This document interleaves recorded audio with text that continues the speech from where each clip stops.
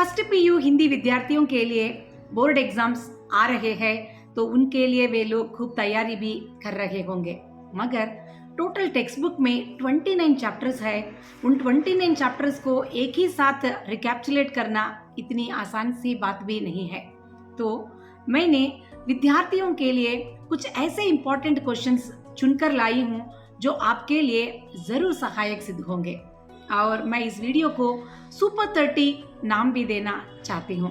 तो पहले एक ये सूचना दे देती हूँ कि ऐसी बात नहीं कि आपको संपूर्ण टेक्स्ट बुक में जो क्वेश्चन आंसर्स है वह इन्हीं क्वेश्चंस में से आएंगे, ऐसी बात नहीं, बल्कि इन क्वेश्चंस में से जरूर कुछ क्वेश्चन आंसर्स आपके लिए सहायक होंगे और आपको अटेम्प्ट करने के लिए चॉइस में भी मिल सकते हैं।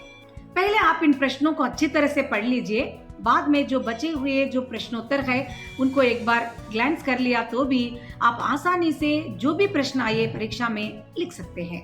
और टेक्स्ट बुक में आप इम्पोर्टेंट क्वेश्चंस को मार्क कीजिए ताकि आपको पढ़ने में सुविधा हो सके। प्रोज में युवाओं से में 3 मार्क क्वेश्चन आंसर्स के लिए फर्स्ट क्वेश्चन भारतवर्ष का पुनरुत्थान कैसे होगा, और 5th क्वेश्चन शिक्षा के बारे में स्वामी जी क्या कहते हैं। निंदा रस में 2nd क्वेश्चन निंदा की महिमा का वर्णन कीजिए, और 5th क्वेश्चन ईर्ष्या द्वेष से प्रेरित निंदकों की कैसी दशा होती है।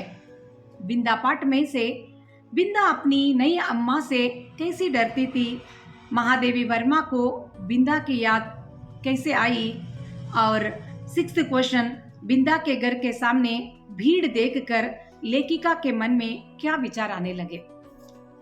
ब्लूप्रिंट के हिसाब से 3 मार्क्स क्वेश्चन से संबंधित जो भी मार्क्स करवाया गया है उसके हिसाब से मैंने इंपॉर्टेंट क्वेश्चंस इन पार्टों से मैंने चुन लिया है। अब हम बात करते हैं पोइट्री में मीराबाई की कृष्ण भक्ति का वर्णन कीजिए, और मीराबाई सांसारिक बंधन से क्यों मुक्ति चाहती है। उसके बाद आधुनिक कविता में तोड़ती पत्थर में से इलाहाबाद के पथ पर पत्थर तोड़ने वाली स्त्री का चित्रण कीजिए, और किन परिस्थितियों में नारी पत्थर तोड़ रही थी। मत घबराना में से मत घबराना कविता का सारांश पढ़ लीजिए।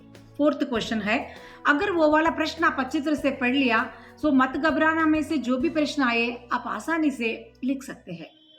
और अभिनंदनीय नारी में फर्स्ट क्वेश्चन नारी के विभिन्न गुणों का परिचय दीजिए, और नारी के बचपन का चित्रण कीजिए। इस कविता से भी मैं यही कहना चाहती हूँ कि एक बार कविता से संबंधित एक सारांश पढ़ लिया तो नारी से संबंधित आपके लिए जो भी प्रश्न आए इस कविता से आप आसानी से उसे लिख सकते हैं। हमारे पास टेक्स्ट बुक में 6 कहानियां हैं।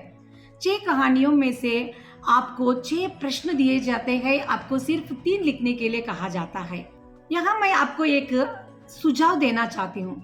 आपकी मन पसंदीदा जो 3 कहानियां हैं उनको आप अच्छी तरह से पढ़कर रेडी रखिए, और बाकी एक कहानी को भी एक ग्लैंस करके रखिएगा, तब आप आसानी से 4 पार्ट से संबंधित सारांश से परिचित होंगे। आसानी से आप 3 क्वेश्चंस अटेम्प्ट भी कर सकते हैं। तो मैं सब स्टोरीज के लिए कुछ इंपॉर्टेंट क्वेश्चंस तैयार किया है, वे इस प्रकार है। मधुआ में से शराबी को बच्चा कहाँ मिला और वह उसे अपने साथ क्यों लाया।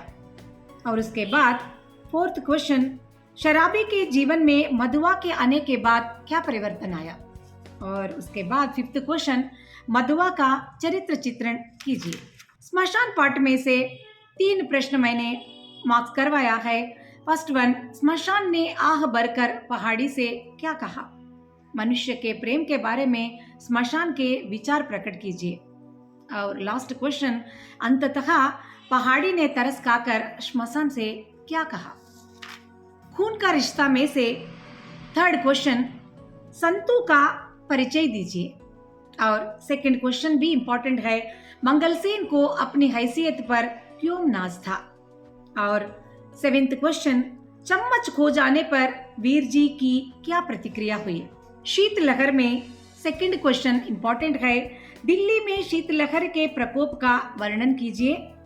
5th क्वेश्चन, चंद्र प्रकाश का चरित्र चित्रण कीजिए। और सेवेंथ क्वेश्चन, चंद्र प्रकाश को अपनी विवशता पर क्यों क्षोभ हुआ? सिलिया पार्ट में फर्स्ट क्वेश्चन, हिंदी अखबार नई दुनिया में छपे विज्ञापन के बारे में लिखिए। थर्ड क्वेश्चन, सिलिया के स्वभाव का परिचय दीजिए। और फिफ्थ क्वेश्चन, सिलिया ने मन ही मन क्या दृढ़ संकल्प लिया? दोपहर का भोजन में से फर्स्ट क्वेश्चन, सिद्धेश्वरी के परिवार का संक्षिप्त परिचय दीजिए। और थर्ड क्वेश्चन, रामचंद्र का परिचय दीजिए। और फिफ्थ क्वेश्चन वेरी इंपॉर्टेंट है, सिद्धेश्वरी के आंखों से आंसू क्यों टपकने लगे? तो इस प्रकार से जो इम्पोर्टेंट क्वेश्चंस है मैंने सुपर 30 नाम से सेलेक्ट करके रखा है। फिर से मैं वही बात कहना चाहती हूँ कि केवल इन्हीं प्रश्नों पर आधारित मत होकर बाकी प्रश्नों को भी आप एक बार पढ़कर रेडी रखिएगा, ताकि आपको जो भी प्रश्न आए परीक्षा में आप आसानी से लिख सके। मोटिवेशनल कॉपी बातें चैनल को लाइक शेयर सब्सक्राइब करते हुए अपने दोस्तों के साथ भी बांटिएगा। और अब मुझे अनुमति दीजिए, आपकी डॉक्टर उमा शर्मा।